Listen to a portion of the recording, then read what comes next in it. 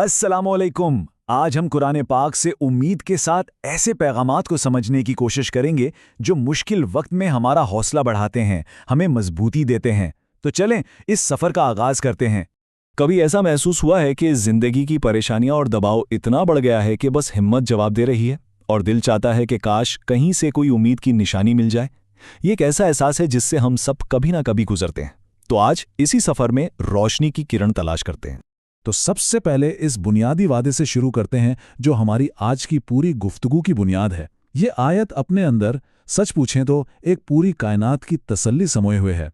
اس کا ترجمہ بہت سادہ ہے لیکن اتنا ہی گہرا بھی۔ بے شک ہر مشکل کے ساتھ آسانی ہے، اور پتہ ہے سب سے دلچسپ بات کیا ہے؟ آیت یہ نہیں کہتی کہ مشکل کے بعد آسانی ہے، بلکہ مشکل کے ساتھ۔ مطلب آسانی جو ہے نا، وہ مشکل کے اندر ہی کہیں چھپی ہوتی ہے، بس اسے ڈھونڈنا پڑتا ہے۔ تو اس کا سیدھا سا مطلب ہے امید کبھی نہیں چھوڑنی۔ یہ آیت ہمیں یاد دلاتی ہے کہ راحت اور آسانی کسی بھی آزمائش کا لازمی حصہ ہے۔ اچھا، اب ایک اور بہت عام احساس کی طرف آتے ہیں، وہ احساس جب ہمیں لگتا ہے کہ بس ہم سے مزید بوجھ نہیں اٹھایا جائے گا۔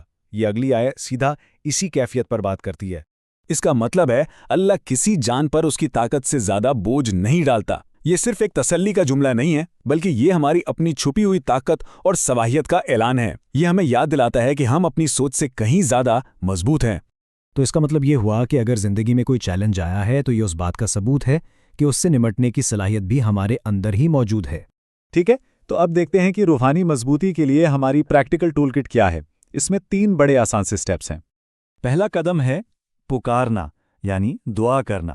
یہ آیت ایک وعدہ ہے کہ مدد کے لیے ہر پکار، ہر دعا سنی جاتی ہے اور اس کا جواب ضرور دیا جاتا ہے۔ اس کا پیغام بالکل صاف ہے، دعا کبھی رائیگاں نہیں جاتی۔ دوسرا قدم ہے یقین رکھنا، یعنی توکل کرنا۔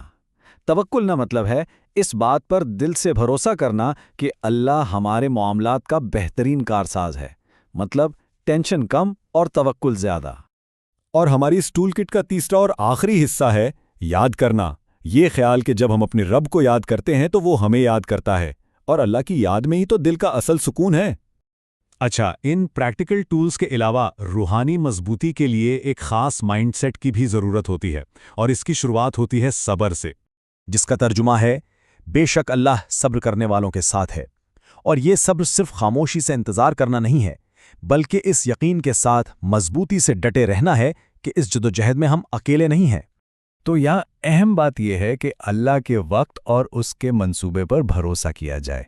بے صبری کی جگہ ایک گہرے یقین کو دی جائے، یعنی جلد بازی نہیں، یقین رکھیں۔ چلیں اب ایک اور بہت اہم پہلو کی طرف چلتے ہیں، رزق پر بھروسہ۔ یہ آیت ہماری روزمرہ کی پریشانیوں کو دیکھنے کا پورا زاویہ ہی بدل دیتی ہے۔